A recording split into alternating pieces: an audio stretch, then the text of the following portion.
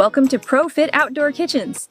In this video, we'll guide you step by step through your unfinished kitchen assembly. Before we jump right in, keep these quick tips in mind for a smooth build. Finally, gather up your safety gear and tools, and let's get building. We'll begin by connecting the back panel to your side panels.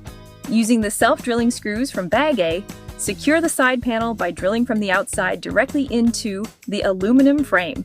Repeat this exact process for the opposite side. Next, position your front panel in place.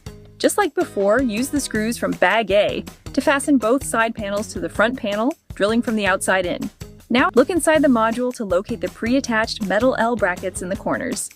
Using the screws from bag B, secure these L brackets firmly into all upper and lower corners of the frame. Now that your corner L brackets are completely secured, there's one quick thing to do before moving on.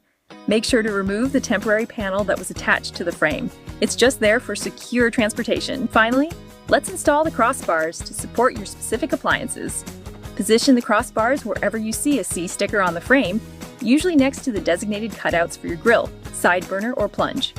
Use a square to make sure they are aligned, then secure it to the front and rear frames using screws from bag C. And just like that, your kitchen is fully assembled and now ready for your finishes, appliances, and countertops.